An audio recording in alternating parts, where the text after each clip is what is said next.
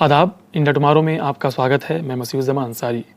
देश के 5 राज्यों में हो रहे विधानसभा चुनाव की गहमा गहमी के बीच क्या हमने ये गौर किया कि मीडिया के तेवर, भाषा और विमर्श में आम जनता के कितने मुद्दे शामिल हैं या आम जनमानस के किन मुद्दों पर मीडिया ने गंभीरता से विमर्श किया है।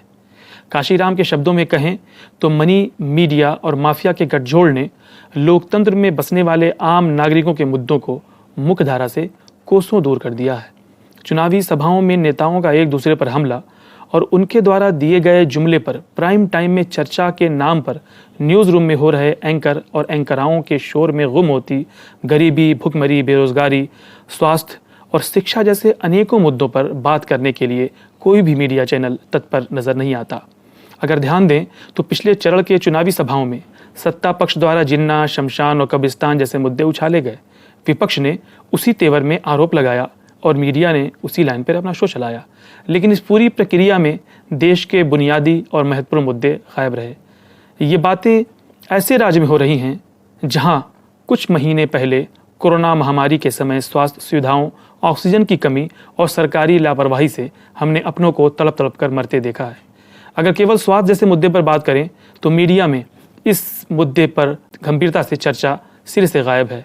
सरकारी आंकड़ों में कोरोना से देश भर में 5 लाख मौतें हुई और न्यूयॉर्क टाइम की रिपोर्ट कर यकीन करें तो 30 लाख यानी 3 मिलियन लोगों की मौत हुई।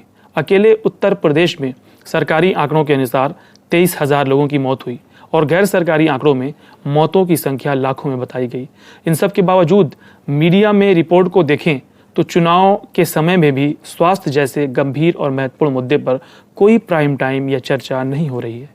कोरोना महामारी ने यह स्पष्ट कर दिया है कि देश में सिर्फ अस्पतालों की ही नहीं बल्कि डॉक्टर, नर्सों, दवाओं, ऑक्सीजन और मेडिकल उपकरणों की भी बेहद कमी है।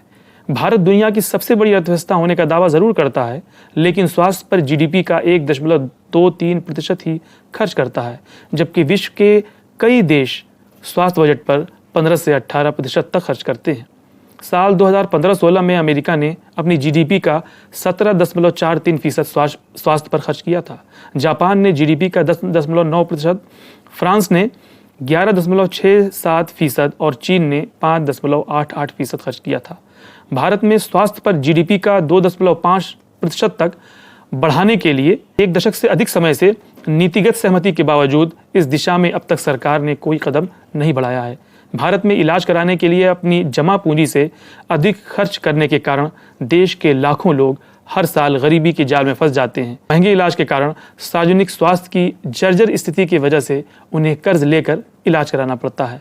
लैंसेट के एक अध्ययन के मुताबिक 3.9 करोड़ लोग भारत में हर साल ऐसी स्थिति का सामना करते हैं और आर्थिक रूप से काफ़ी कमज़ोर हो जाते हैं। आपको ये जानकर हैरत होगी कि भारत में डॉक्टरों की कुल आबादी का केवल 2% ग्रामीण क्षेत्रों में रहता है, जहां भारत की 68% जनसंख्या रहती है। भारत स्वास्थ्य पर कुल सार्वजनिक खर्च करने वाले देशों में विश्व में लगभग सबसे निचले पायदान पर है, जबकि भारत के पड़ोसी देश इससे आगे हैं।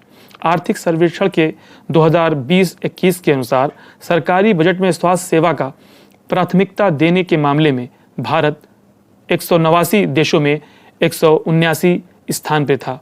देश में स्वास्थ्य योजनाओं के लिए बजट हर साल आवंटित होता है और लेकिन खर्च नहीं हो पाता। इन डरा देने वाले आंकड़ों के बावजूद विधानसभा चुनाव में न्यूज़ चैनलों पर होने वाली बहस में हेल्थ कहीं भी कोई मुद्दा है ही नहीं।